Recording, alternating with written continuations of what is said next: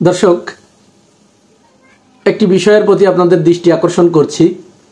আপনারা জানেন, বঙ্গভবনের দরবার হল থেকে শেখ মুজিবের ছবি অপসারণ করার পর থেকে কিছু সংখ্যক সুশীল তারা যারা মূলত এদেশে আওয়ামী লীগ এবং ফ্যাসিস্ট রেজিমের তাবেদারি করত এবং এখনো মনে প্রাণে শেখ হাসিনাকে এবং তার ফ্যাসিস্ট রেজিমকে পুনর্বাসনের চেষ্টায় নিরত, সেই সুশীলগুলো এখনো সুযোগ পেলেই যারা আওয়ামী লীগ এবং শেখ হাসিনাকে আবার পুনর্বাসনের চেষ্টায় রত থাকে, এই সুশীলগুলো বঙ্গভবনের দরবার হল থেকে শেখ মুজিবের ছবি অপসারণ করার পর এরা আবার মায়া কান্না শুরু করেছে।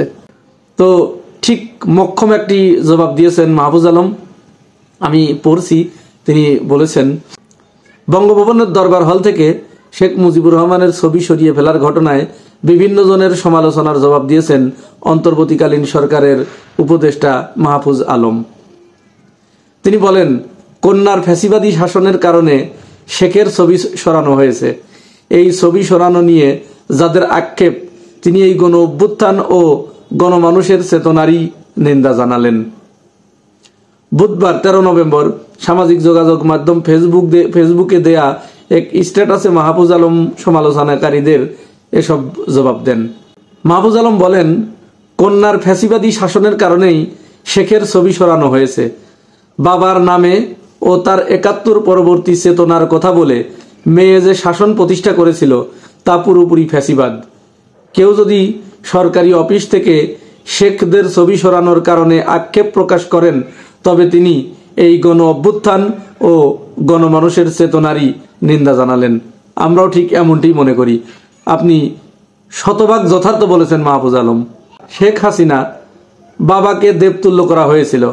নতুন এই উপদেষ্টা বলেন, আমাদের মনে রাখতে হবে, ইতিহাসকে মুছে ফেলা যায় না। আমরা এখানে এসেছি ঐতিহাসিক অসঙ্গতি ও অপব্যাখ্যাগুলো দূর করতে। মনে রাখতে হবে, 71-এর মুক্তিযুদ্ধ ছিল বাংলাদেশের গণমানুষের। আবার কোনো মুক্তিযোদ্ধাও যদি 71-এর পর কোনো অন্যায় করে থাকেন, তার বিচার ও সাজা হওয়া উচিত। স্বাধীনতা যুদ্ধে ভূমিকা রেখেছেন বলেই তাদের এক্ষেত্রে ছাড় দেওয়া উচিত নয়। তিনি আরো বলেন, শেখ মুজিব ও তার কন্যা তাদের ফ্যাসিবাদী শাসনের জন্য জনগণের তীব্র ক্ষোভের মুখে পড়েন।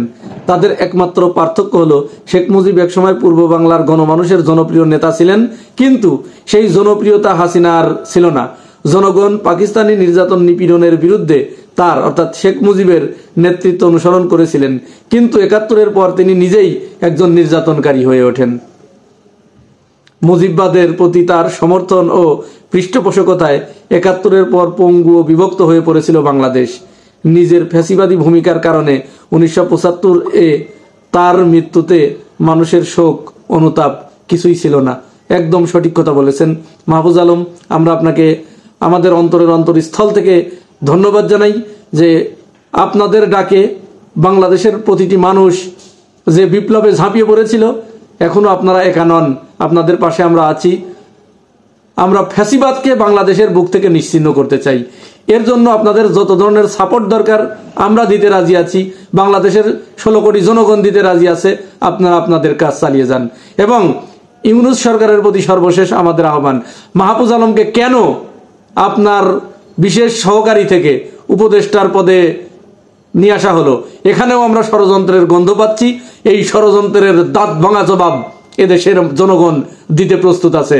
হয়তো মাহফুজ আলমের কারণে প্রফেসর ইউনূস স্যারের কাছে ওই সমস্ত ধান্দাবাজগুলো বিপ্লব পরবর্তী সময়ে যে ধান্দাবাজগুলো ধান্দাবাজি করে বিপ্লবকে বেহাত করার ষড়যন্ত্রে মেতে উঠেছে, তারা আপনার কাছে পৌঁছাতে পারছিল না। হয়তো তাদের চক্রান্তের কারণেই আপনি মাহফুজ আলমকে আপনার কাছ থেকে সরিয়ে দিয়েছেন। আমরা এর তীব্র নিন্দা জানাই। অবশ্যই মাহফুজ আলমকে আপনার আশেপাশে থাকতে হবে। আপনাকে কোনো কুচক্রী মহল যেন কান ভাঙুনি দিয়ে আপনার দ্বারা কোনো ভুল সিদ্ধান্ত গ্রহণে বাধ্য না করে। এর জন্য মাহফুজ আলম শুধু নয়, সেখানে আমরা হাসনাত আব্দুল্লাহকে চাই, মাহফুজ আলমের পাশে আমরা সার্জিস আলমকে চাই। যারা যারা আছে এই বিপ্লবের যারা অংশীজন, এই বিপ্লবকে যারা রাজপথে থেকে নিজের জীবনের তোয়াক্কা না করে বিপ্লবকে যারা দীর্ঘায়িত করার কাজে যারা এখনো নিজেদের শ্রম দিয়ে যাচ্ছেন তাদেরকে, ডক্টর ইউনূস স্যারের আশেপাশে তাদেরকে আমরা দেখতে চাই, যাতে কোনো কুচক্রী মহল ইউনূস স্যারের কান ভারী করে তাকে আবুল তাবুল বুঝিয়ে কোনো আবুল তাবুল সিদ্ধান্ত গ্রহণ করতে বাধ্য না করে। দর্শক, আজ এ পর্যন্তই। ভালো থাকবেন। আল্লাহ হাফেজ।